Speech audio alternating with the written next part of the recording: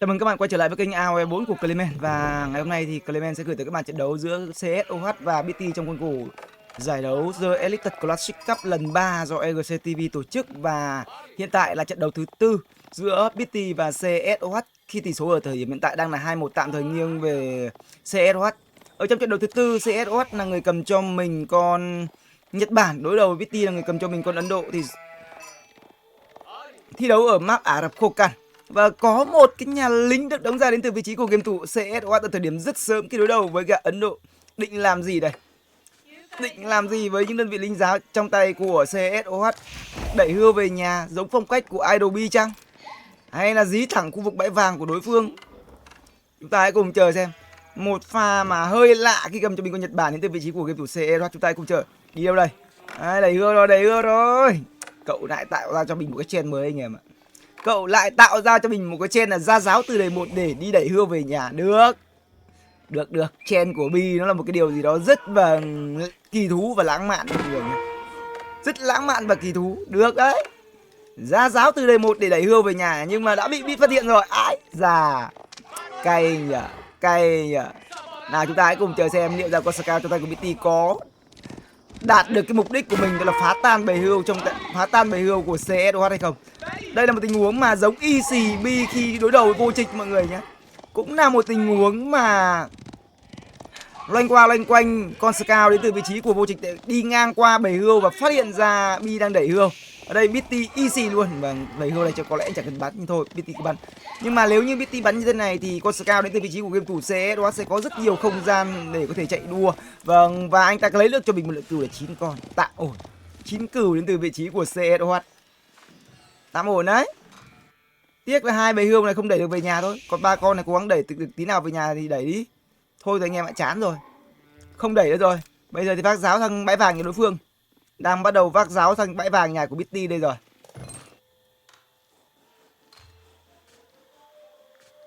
Ở nhà của mình thì cũng đã bắt đầu có cho mình những con dân khai thác vàng. Và lượng vàng của CSOH ở thời điểm hiện tại mới là 130, trong khi đó ở phía bên kia BT đã có mình gần đủ tài nguyên để lên được đời 2 rồi. 400 thực và 200 vàng lên 2 bằng công trình gì? Mái vòng đức tin, chắc chắn là như vậy rồi. Mái vòng đức tin và 1 2 3 4 4 con dân thiết kế cho mình công trình mái vòng đức tin, một điều order cơ bản của Ấn Độ. Và trong tình huống này thì BT lựa chọn phương án đó là không khai thác vàng nữa. Bắt đầu đưa dân của mình trở về khai thác gỗ và lên đời sau sẽ có cho mình một cái gì? Một cái trường bắn, tôi nghĩ là như vậy. Sẽ là một cái trường bắn để ra cho mình những đơn vị cung thủ tấn công và những con giáo trong tay của CSOH. OH ở thời điểm hiện tại cũng đã có được cho mình tài nguyên đủ để lên đời rồi. Và sẽ là công trình gì? Thị trấn Coca hay sẽ là nhà kho Kura đây? Nhà kho Kura, tôi nghĩ là như vậy. Thị trấn Coca ở trong những cái map đất thì có lẽ là chỉ có một mình mèo Mecha thích chơi thôi. Còn những game thủ còn lại thì họ thường lựa chọn cho mình cái nhà kho Kura để có một cái backup ổn hơn về kinh tế. Lên đời với công trình nhà kho Kura với 3 con dân xây, tốc độ lên đời của OH sẽ rất chậm nha, sẽ rất chậm. Trong khi đó BT là người cầm cho mình con Ấn Độ lên đời xong. Thiết kế cho mình một cái trại đốn gỗ ở khu vực cánh rừng, thêm cho mình một cái nhà dân. Công nghệ sau khi lên đời 2, BT sẽ lựa chọn cho mình công nghệ đầu tiên mà anh ta nâng cấp ở trong công trình nhà xây lương là gì đây? Lính do thám chuyên nghiệp hay sẽ là công nghệ nghề làm vườn? Chúng ta hãy cùng chờ xem. Theo tôi đoán thì BT sẽ lên cho mình công nghệ đó là lính do thám chuyên nghiệp để có thể mang những con hươu trở về với nhà chính của mình.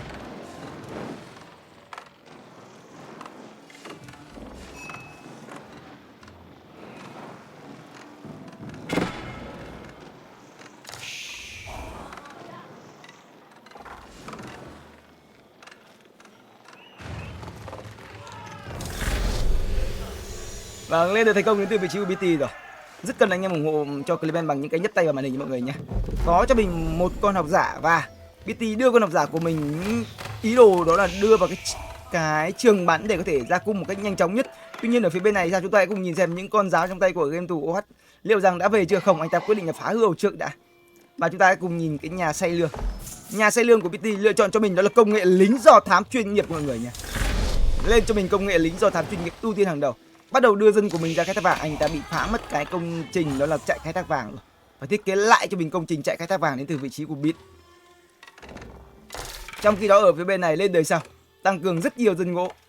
Có rất nhiều dân khai thác gỗ đến từ vị trí của OH. Và tranh thủ đưa dân của mình ra khai thác quả luôn. Có công nghệ gì không? Anh ta đã có cho mình công nghệ bó rơm rồi, còn công nghệ đàn tre thì chưa thấy nâng cấp. Những con giáo trong tay của OH cũng đang trên đường kéo về nhà. Và BT vẫn còn cố gắng phá lốt một vài con hươu ở đây. Lượng cừu mà anh ta cầm theo là khá nhiều. Mất đi con Scout này là một cái, nếu như để mất đi con Scout này thì cực kỳ tội lỗi lên tới vị trí BT. Tốt nhất là mang nó về nhà đi đã. Cất cừu về đã. 1, 2, 3, 5 con dân được đưa ra khai thác vàng một cách vội vàng đến từ vị trí của BT để có thể ra cho mình đó là những con học giả với chi phí nó là 80 vàng một con.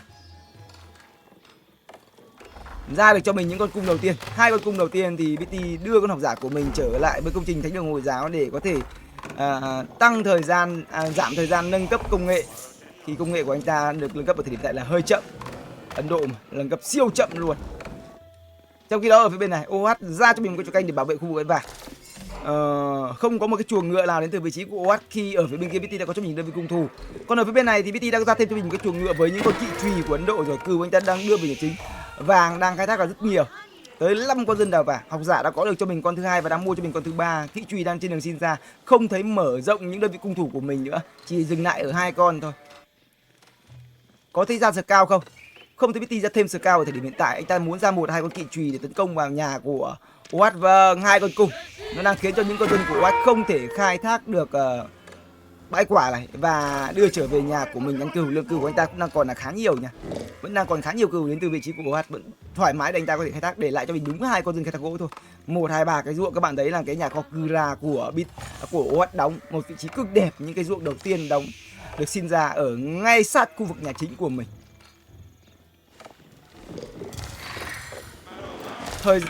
Thời gian nâng cấp công nghệ lính do thám chuyên nghiệp còn 2 phút nữa. Quá lâu. Quá lâu. Anh có thể like 2 nền tảng cùng lúc không? Nếu như mà em không thích thì em có thể xem lại. Anh sẽ up lại video vào một thời gian khác ở trên YouTube nhé. Anh chắc chắn sẽ up lại. Còn nếu like cùng một lúc cùng một lúc 2 kênh thì máy anh nó không chịu được. Nó không chịu được tải. Anh em theo dõi luồng livestream của Clement, hy vọng là mọi người có thể nhấp tay và ủng hộ cho Clement đâu đó lên khoảng tầm 1000 team đi. 300 team, 30 team. Ui, 30 team à? Tôi nhìn nhầm từ 300 hóa ra 30 team. Vậy anh em cho Clement lên khoảng tầm 100 team được không ạ? Học giả đã bắt đầu được đưa ra đến từ vị trí của BT tới những khu vực thánh địa 1, 2, 3. Thánh địa đầu tiên ở khu vực đường giữa đã được chiếm. Anh em đi ngang qua phiên này của Clement, nếu như mà chưa follow thì cho Clement một cái follow mọi người, mọi người rất nhiều. 1 cung 2 kỵ chủy, 2 cung 2 kỵ chủy. Vâng, những con giáo còn sót lại đến từ vị trí của game thủ OH đang cố gắng di chuyển để bắt được học giả nhưng không bắt được. Ở nhà của mình anh ta có cái gì, còn đúng con giáo cuối cùng đến từ vị trí của game thủ OH rồi, và anh ta đang bắt đầu lên đời với công trình đó là cổng lơ lửng. Đang thiết kế cho mình công trình cổng lơ lửng để lên 3 đến từ vị trí của game thủ OH, và có một cái chuồng ngựa chưa? Lượng gỗ 47. Vâng, đây rồi, đã có cho mình một cái chuồng ngựa đến từ vị trí của game thủ OH rồi. Thằng mình thời gian là rất chuẩn. BT vừa lấy được cho mình đó là một cái thánh địa thôi, chưa nhiều. Scout chắc chắn là chết rồi, không thoát được. Scout đã nằm xuống. Ở phía bên này thì OH đang trên đường đến đời, còn BT anh ta cần ra cho mình đơn vị quân gì để có thể chống lại những con kỵ lặng đời 3 của Nhật Bản đây. Có một nhà lính hay không? 7 cung, 8 cung và 4 con kỵ truy đến từ vị trí của game thủ BT. Nhật Bản đã lên 3 và BT cần phải có cho mình, và cần phải có cho mình một đơn vị quân nào đó để chống lại sức mạnh của kỵ binh. Tôi cần một cái nhà lính để có những đơn vị lính giáo nào. Đây rồi, đang vội vàng đóng cho mình một nhà lính từ vị trí của BT. Vội vàng đóng cho mình một cái nhà lính ngay sau khi phát hiện ra đối phương lên đời, và anh ta cũng đang đưa một tên quân chủ động tấn công ngay vào khu vực vàng đến từ vị trí của game thủ OH, không cho OH có quá nhiều vàng để ra kỵ ở thời điểm hiện tại. Còn kỵ đầu tiên đã xuất hiện rồi, nhưng mà chưa ăn thua ở thời điểm hiện tại nha, một kỵ chưa ăn thua, vẫn cứ phải làm chờ thôi. Và OH ngay lập tức đưa kỵ của mình để quản lý con cung này, sau đó đưa dân của mình ra khai thác khu vực cái quả khi cừu trong nhà có thể để dành. Các bạn thấy rằng bãi vàng của anh ta vẫn đang an toàn. Cung kỵ đến từ vị trí của BT vẫn đang đứng ở bên ngoài cố gắng tấu diễm mất con dân nào không, và rất tỉnh táo trong những tình huống di chuyển dân đến từ vị trí của game thủ OH. Anh ta đang có được cho mình cái sức mạnh đời 3 và anh ta đang cần vàng để ra cho mình những con kỵ. Trong khi đó BT vẫn liên tục gây áp lực vào khu vực bãi vàng, và 2 con chiến luôn rồi. 2 con chiến luôn. Lưu ý rằng ở thời điểm hiện tại thì OH cũng có được cho mình đó là một con thầy tế để có thể hồi máu nha. Ra đẩy lui những đơn vị quân của đối phương, không cho đối phương bắn vào khu vực bãi vàng của mình để mình có thể ra kỵ đều. Trong khi đó ở phía kia BT đang có cho mình những đơn vị lính giáo đầu tiên rồi, một đôi giáo rồi. Nam tí sau đó lại té, Nam tí sau đó lại té nào. 1, 2, 3, 3 con kỵ làm của OH đã có rồi. Lượng đá của anh ta ở thời điểm hiện tại là có bao nhiêu? 116 đá. Để lên được cho mình cái map phủ đầu tiên yêu cầu là 175 đá. Đang băm Bitty với những con kỵ chùy ở khu vực bên ngoài. Giáo của Bitty cũng đã đưa lên rồi, và những con kỵ trong tay của game thủ OH cần phải đánh lùi lại một chút xíu, cần phải đánh tầm thấp để lấy tròn cành hỗ trợ bắn vào những đơn vị lính giáo, di chuyển những con kỵ đỏ máu của mình trở về nhà. Và OH cần phải khéo léo ở trong những tình huống này. Lưu ý là anh ta có thể tế để có thể hồi máu, di chuyển về nhà. Và OH vẫn đang rất khéo léo ở trong những tình huống mà đấu quần này. Còn Bitty thì vẫn đang pressing liên tục ở khu vực bãi vàng nhà đối phương, không cho game thủ OH có thêm thời gian để có thể đi hack ngực vào những khu vực khai thác của mình. Và quyết định đó là đi chưa? Không, quyết định đó là chỉ mang một con đi thôi, chỉ mang một con duy nhất. Và OH đã đủ vàng, đủ đá rồi OH rồi. 194 đá đủ lên cái map phủ bậc 1 rồi, đủ lên được cái map phủ đầu tiên và ra cho mình một con kỵ cờ tăng thêm 15% đá. Lượng giáo trong tay của Bitty đang có cho mình là 10 con, anh ta vẫn đang bơm giáo điên cuồng và vẫn dí thẳng vào khu vực bãi vàng đến từ vị trí của game thủ OH. OH phải lùi dần lại, lấy sức mạnh của cái trò canh để chống lại những đơn vị lính giáo. Vâng, 3.000 tim rồi, anh em vỗ mạnh tay thật sự luôn. Đã lên 3.000 thì vỗ luôn lên 5.000 anh em rồi. Mỗi người một chân một tay vỗ cho Clement lên 5.000 tim rồi. Nhìn cho nó phê. Vâng, có cho mình cái thành tích đầu tiên đến từ vị trí của OH. Và anh ta đang có cho mình 3 con học giả rồi. Vâng, 3 con học giả đến từ vị trí của game thủ OH để có thể hồi máu cho những con kỵ binh của mình. Kỵ binh đã đỏ máu rồi. Vâng, di chuyển về nhà hay không đây? Chuồng ngựa thứ hai cũng đã có, vô hiệu hóa được thánh địa. Bitty đang có cho mình lượng giáo là 15 con giáo và 15 con giáo 17 con cung. Anh ta không mua những đơn vị kỵ chùy nữa. 17 cung mà 15 giáo, rất đông cung, rất đông giáo. Và OH ở thời điểm hiện tại đang có cho mình là 9 con kỵ nặng liên tục lao ra bên ngoài, đỏ máu thì chạy bên trong, có 3 con học giả để sẵn sàng hồi máu đây. Cần phải di chuyển khéo léo hơn. Đây rồi. OH đâu? OH đang cố gắng đi vô hiệu hóa thánh địa của đối phương, nhưng mà Bitty cũng đang quản lý thánh địa với những con lính giáo là khá đông. Và con kỵ này làm xuống ở nhà của mình. OH vẫn đang phải chống lại đại quân của Bitty với combo giáo kỵ và cung. OH vẫn đang phải rất vất vả ở thời điểm hiện tại nha, rất vất vả và mất thêm một cái kia. Vâng, anh ta đã có cho mình một con kỵ cờ Catala ở đây rồi, tăng thêm 15% đà. Thôi áng đi với động, không đánh nữa. Bitty vẫn đang đợi 2 anh em ạ. Bitty đánh đời 2 mà ở thời điểm hiện tại lượng kỵ trong tay của game thủ OH không phải là ít rồi, không phải là ít. Chưa nâng cấp được cho mình công nghệ sát thương ở trong cái nỏ rèn đến từ vị trí của Bitty. Đang muốn chan ra bên ngoài. Lượng giáo trong tay của game thủ Bitty đang có cho mình đó là 19-20. Trong khi đó OH đang có cho mình 7 con kỵ nặng với một con kỵ cầm cờ Catala, sẵn sàng những tình huống mà rút quân về để thầy tế có thể hồi máu. Đấy rồi, thầy tế đâu rồi? Vâng, có thêm cho mình cái thành tích thứ tư, cái thần tích thứ tư đến từ vị trí của game thủ OH rồi. Và là một tình huống phản công ngược. Bitty có đủ lên đến 3 hay không? Bitty đang có cho mình đó là 500 thực và 600 vàng. Thánh địa thì anh ta bị vô hiệu hóa một cái, còn 2 cái thánh địa ở khu vực đường dưới và đường giữa. Có một chợ vẫn rất căng thẳng. Trong khi đó thì OH đã có được cho mình đâu đó khoảng tầm 10 cây ruộng rồi, đưa dân của mình ra ăn những khu vực bãi quả một cách cực kỳ thoải mái. Và cái gì đây? Một pha mà đi lấy con cung bẩn để có thể đi bo lại bãi quả đến từ vị trí của game thủ Bitty ở khu vực đó là góc 3 giờ. Cái đầu của Bitty nó nhảy số là khá khủng khiếp. Trong khi đó bộ binh đời 2, vâng đây là bộ binh đời 2 đến từ vị trí của game thủ Bitty đang khiến cho những con kỵ nặng đời 3 của OH vâng chạy rẽ đất mà mất cho mình một con kỵ cầm cờ Catala. Những con dân của anh ta đang khai thác bãi quả vẫn tiếp tục là phải di chuyển, chạy đi đâu đây? Vâng, chạy xuôi xuống khu vực góc 6 giờ, có một con lợn lỏi ở đây, đóng một cái chòi cạch. Chắc chắn là như vậy, tránh tình huống mà Bitty vác bộ binh của mình đi quản mát. Mặc dù cái điều này rất khó xảy ra, nhưng biết đâu đấy.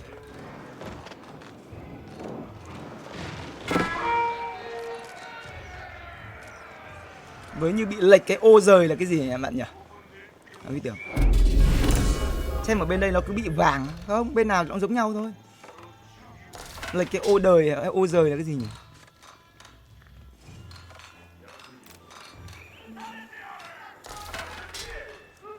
Giao diện bị lệch đấy à? Chờ mình xem nó.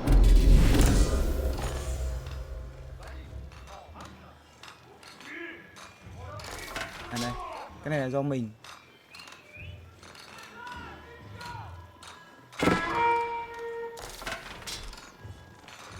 Rồi, lật phát ấn bắt chuẩn ngay sao đâu. Rồi, quay trở lại trận đấu. Một tình huống mà dự đoán từ xa đến từ vị trí của OH không bao giờ là thử anh em ạ. Đúng là cẩn tắc vô quay lấy. Bitty đưa bộ binh của mình đi quản map luôn. Rất gấu. Trong khi đó ở phía bên này, đây là những đơn vị kỵ binh đầu tiên. Ui rồi, ôi đi ngang qua đến từ vị trí của game thủ OWAT. Vâng, anh ta vừa bỏ lỡ cơ hội chiến thắng rồi. Hàng chục con dân của BT trên đường tháo chạy về nhà. Trong khi đó kỵ của OWAT đi ngang qua mà không chém được. Hy vọng rằng tuần này bằng một tình huống mặc bọc không cho BT có thể đưa dân của mình trở lại cái chòi cành. Ăn được mấy con rồi, ăn được cho mình đó là 4 con. Và 4 con thôi chưa phải là quá nhiều. BT đang có cho mình lượng quân cực kỳ khủng khiếp và anh ta đã là người lên 3 thành công với 74 đơn vị quân đời 2. Vâng, tiếp tục bọc được những đơn vị quân của OWAT lại và chặn. OWAT hiện tại đang có cho mình đó là 12 con kỵ nặng nhưng BT lên 3 rồi. BT lên 3 với lượng quân đông quá. Tới 75 đơn vị quân ở thời điểm hiện tại đến từ vị trí của game thủ BT và chờ anh ta hóa được công nghệ đời 3 thì đúng là một cái điều gì đó cực kỳ đáng sợ dành cho OWAT. OWAT đã bắt đầu đưa dân của mình trở về nhà. Có thêm cho mình cái nhà quân là gì không? Vẫn chỉ là 2 cái chuồng ngựa thôi. 2 cái chuồng ngựa với 2 cái thân tích. 2 cái thân tích đặt ở bên trong nó khiến cho tốc độ ra quân của OWAT là cực kỳ tốt. Tuy nhiên ở thời điểm hiện tại đủ đâu để sóc quân đây. Lượng vàng của anh ta đang rất hạn chế. Đang bắt đầu phải đưa những dồn dân của mình đi rất xa để khai thác vàng. Trong khi đó BT đang có ý đồ đó là chia đôi thiên hạ. Vâng, cái lớp hàng rào được căng ra là rất nhanh đến từ vị trí BT. Bộ binh của Ấn Độ nó có tác dụng đó là có thể thiết kế được có thể đóng được cho mình những cái lớp hàng rào gỗ. Và hiện tại thì anh ta đang có cho mình cái gì đây? Vâng, 26 con giáo, 26 con giáo. Và 26 con cung đến 22 con cung đến từ vị trí của BT. Đã có được cho mình công nghệ đời 3 rồi. Thế một vài con nỏ binh đang trên đường xin ra. Một pha công mà khá lớn, OWAT buộc phải kéo quân của mình về nhà. Vâng, những con dân của game thủ OWAT đang lon ton ở khắp bản đồ này. Tôi thấy hình bóng của những con voi trong tay của BT rồi. Đây là con voi gì? Đây là con voi chiến. Một con voi chiến có tác dụng đó là counter những đơn vị kỵ binh của OWAT. OWAT đã có được cho mình thời kỳ hoàng kim bậc 1. Mà muốn lên được bậc 2 thì anh ta yêu cầu đó là 600 đá. Lượng đá của anh ta ở thì hiện tại đang có cho mình 274. Chưa đủ. Nào, quay trở lại với cái nhà của mình. Những con kỵ trong tay của game thủ OWAT vẫn đang loanh quanh luẩn quẩn ở trong nhà của BT. Sát thương mà anh ta tạo ra ở thời điểm hiện tại mới chỉ là 5 con rừng thôi. Vâng, đứng rình đây. Há miệng. Vâng, há miệng trời sùng đến từ vị trí của OWAT ở khu vực bãi vàng trong nhà của BT. BT thì vẫn đang quản lý, cầm bộ binh để đi quản map chứ không phải là cầm kỵ binh. Liên tục cầm bộ binh đi quản map. Những con dân đến từ vị trí của game thủ OWAT chạy rẽ đất luôn. Vâng, chạy không biết là chạy bao nhiêu mét rồi. Di chuyển từ 6 giờ chạy lên khu vực, chạy khắp nơi đến từ vị trí của game thủ OWAT để có thể đi đào thành nguyên. Bãi vàng ở khu vực góc 6 giờ là không hiểu vì sao không vào, ở góc 3 giờ là không hiểu vì sao không vào được. Hóa ra bị cái lớp hàng rào ở đây nó chặn. Cứ tưởng lag anh em ạ. OWAT đang hiểu là không hiểu kiểu gì bị lag. Thế mọi người tôi thấy là anh ta không thể phát hiện ra được. Anh ta không thể nào mà có thể phát hiện ra được bãi vàng đang ở đây. Vì nó không chỉ chuột được vào, trừ khi anh ta đi dò tận nơi cơ. Và những con kỵ trong tay của game thủ OWAT đang cố gắng tìm kiếm cho mình một cơ hội lao vào nhà đối phương và hy vọng với được một vốc dân nhưng không được. BT quản lý dân ở nhà cũng là rất tốt, rất chú ý bản đồ con. Trong khi đó thì bộ binh đi quản map rất ghê gớm. Vâng, bộ binh đi quản map đến từ vị trí của BT. Anh ta đang khiến cho OWAT đang tổn thất cũng khá dân và những con dân của game thủ OWAT là không có nhiều thời gian hoạt động. Chỉ chủ yếu ăn với chạy thôi.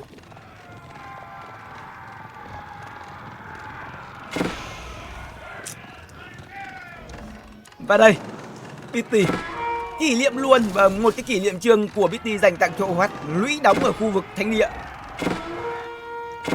Đại quân của BT không thèm tấn công vào thẳng nhà của OWAT mà chỉ đánh Wyvern ở khu vực bên ngoài. Một bài đấu mà BT đang cố gắng giữ được cho mình những cái lợi thế lớn. Lợi thế lớn của BT. Giữ quân, không để cho đối phương có cơ hội bắt lẻ những đơn vị quân của mình. Lượng quân của BT ở thời điểm hiện tại nó lên tới gần con số là gần 100 con anh em. Gần 100 đơn vị quân.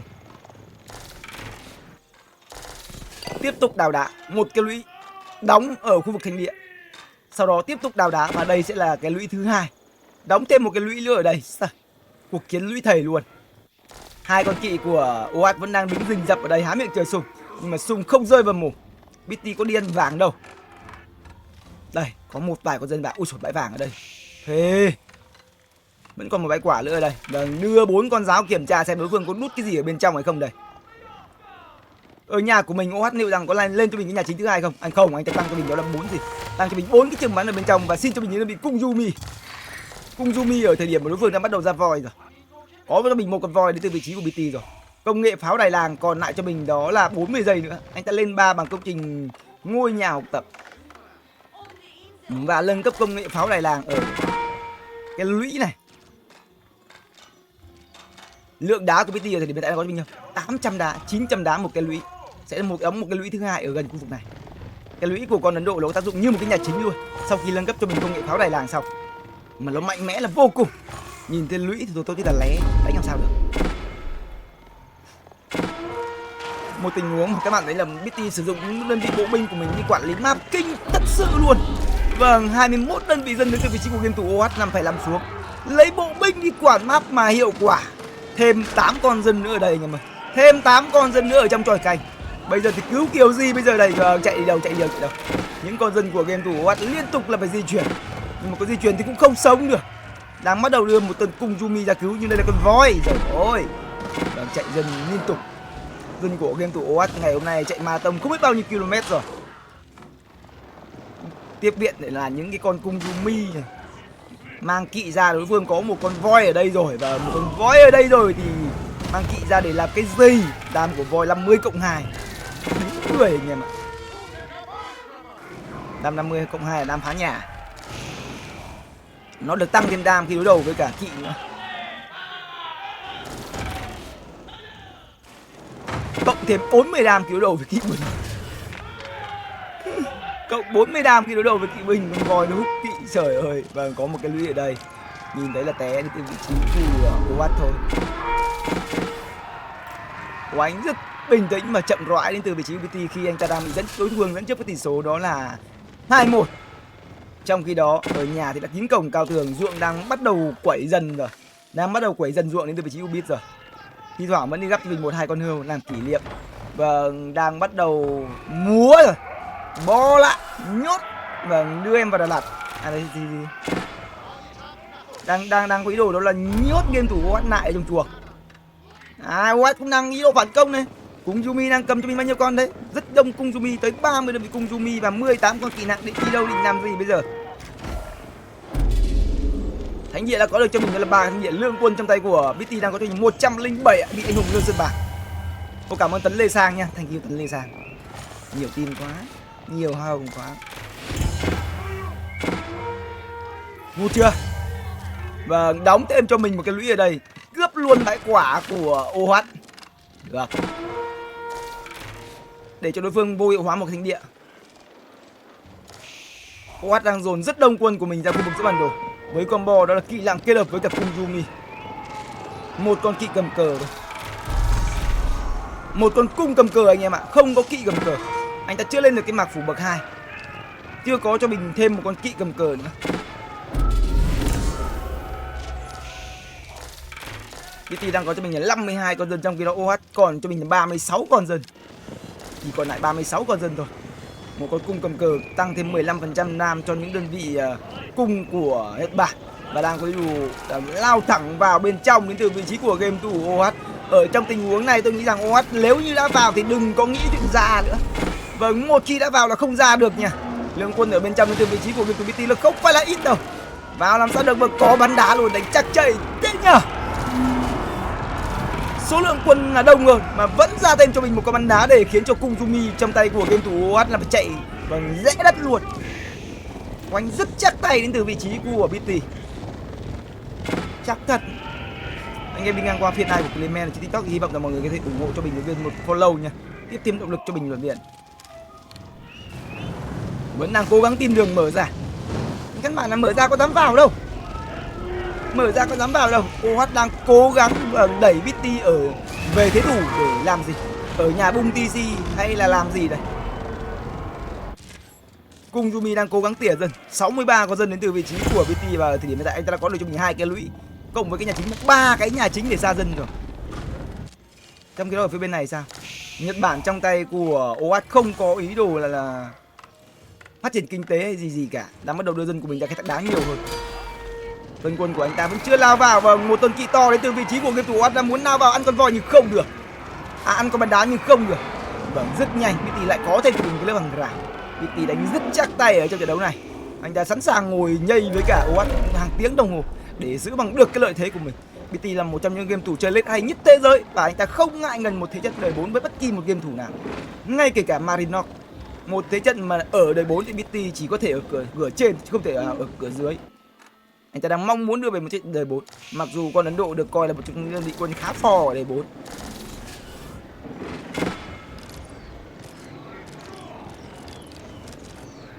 Thêm một cái lũy nữa đóng ở trước cửa nhà.